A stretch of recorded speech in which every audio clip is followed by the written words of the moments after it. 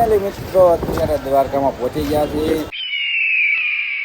તો જય માતાજી મિત્રો, કેમ છો બધા? મજામાં ને? ફરી વખત સ્વાગત છે તમારા બધાનું આજના નવા બ્લોગમાં. ને તમને લોકોને ખબર તો પડી ગઈ છે મિત્રો કે અમે ક્યાં જવા જાય છે. તો આપણે દ્વારકા જવા નીકળી ગયા છીએ ને ફાઇનલી એ પણ મારા જીવ હારે આજે દ્વારકા જવાનો છું. તો મારા જીવને છે ને આજે પહેલી વાર દ્વારકા જાય છે.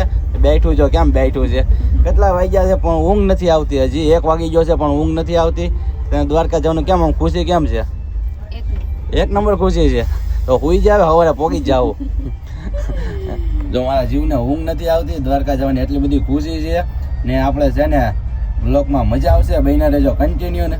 બોલો જય દ્વારકાધીશ. તો કલેજા ફાઇનલી આપણે છે ને નાહી ધોઈને થઈ ગયા છે તૈયાર ને આવી ગયા છે આપણે કાગવડ હવે દર્શન કરવા માટે. જો અત્યારે નાસ્તો કરવા બેસી ગયા છે બધા. અમારે હેતુબેન ત્યાં આવ્યા છે, જાગીને ભાગીને બેસી ગયા નાસ્તો કરવા. નાસ્તામાં શું છે હેતુ? હે ગાંઠિયા, ખાખરા અને ચા.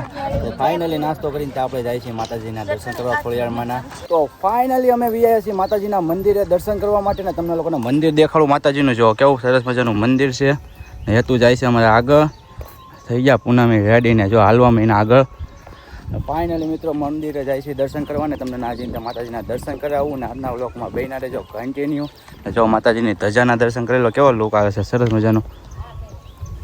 તો થાકી ન જાતી હો, કીધું તા તો ભાગવા મની છે હવે. હવે થાકી ન જાતી તું. આમ જો તો ખરી આણું તને બધા કાંક કહેવાય કાં આવ્યા છે આપણે? હે તને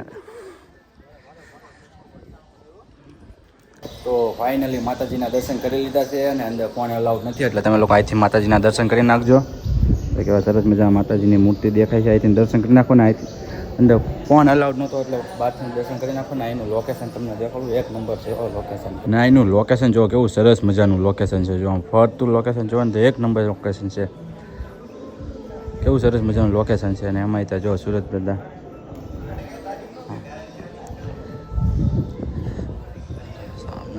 એક નંબર લોકેશન છે.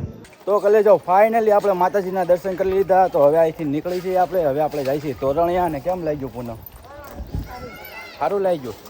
તો ભલે આવતી રહેજો. તો સારું લાગ્યું હોય તો. તો ફાઇનલી હવે દર્શન કરી લીધા ને હવે આપણે જવાના છીએ તોરણિયા. પૂનમને જો સારું લાગ્યું છે આ છે. તો હવે તોરણિયા જા, પછી તને કેવું લાગે પાછું કહેજે, બરાબર?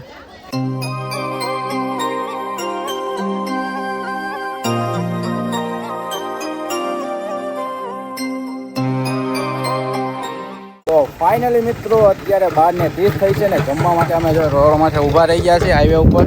અમે જમવાનું બનાવે છે ને હાઈવે ઉપર ઊભા રહી ગયા છે ને. આપણે તોરણિયા બ્લોગ બનાવતા ભૂલી ગયા છીએ. તોરણિયાથી વ્યા છીએ. હવે કાંઈક બીજી ઠેકાણે જવાનું છે અને ફાઇનલી અહીંયા જમવાનું બનાવે છે ને. સોળા લેવા આવ્યા હતા. જો આ ગામડું છે, ગામડાનું નામ તો ખબર નથી પણ સોળા લેવાયા હતા. તો ફાઇનલી છે ને જમવાનું તૈયાર થઈ ગયું છે. અત્યારે છે દાળ ને પૂરી ને બીજું શું છે તું? સાઈઝ ને ડુંગળી. બીજે ક્યાં જવાનું પછી? પછી ક્યાં જવાનું તમે? હે વિચારે છે બીચ ઉપર. તો જમીન તે જવાનું છે આપણે બીચ ઉપર. કયા બીચે? શિવરાજ બીચે જવાનું છે અને બેટ દ્વારકા જવાનું છે. ન લઈ જાય ને તો આને તમારે ટીપવાની. તો અત્યારે આવી ગયા છે આપણે શિવરાજ બીચ ને. હેતુને નાવું છે પણ હેતુને નાવા દેતા નથી કોઈ. હે નાવું છે ને? આને કોક ને નાવું છે પણ એને બચારીને નાવા દેતો નથી કોઈ. આવી છે અત્યારે આપણે શિવરાજ બીચ આવી ગયા છે ફાઇનલી મિત્રો. અહીંયા જો નજારો એક નંબર છે. બધી રાઈડો તો બંધ કરી દીધી છે વાવાઝોડાની હિસાબે, પણ દરિયાનો લુક તમને જો કેવું છે. પણ પબ્લિક ફૂલે ફૂલ ચારે તરફ છે. હેતુ બેગી છે અત્યારે નાવા. હા પાણી જો ઉડાડી દે હો ને. ઉડી હાલો ધીમે ધીમે બધા જાય છે હવે નાવા ને. નાવાનું તો મજા આવશે કે ન આવે કોને ખબર, પણ ધીમે ધીમે ઘરી આસી. હવે દરિયામાં જાય પછી ખબર પડે હવે કેટલા પલ્લી નીકળી છે મારે. એમ નાવાની મજા આવે છે. તો ફાઇનલી મિત્રો અત્યારે દ્વારકામાં પહોંચી ગયા છીએ. તો આજનો વ્લોગ તમને કેવો લાગ્યો તમે લાઈક કોમેન્ટ ને શેર કરજો, કેમ કે કાલે હવે આખો દ્વારકાનો એક નવેસરથી વ્લોગ બનાવશું. આજનો વ્લોગ ગમે તો લાઈક કોમેન્ટ ને શેર કરજો. હવે મળશું નવા વિડીયોમાં.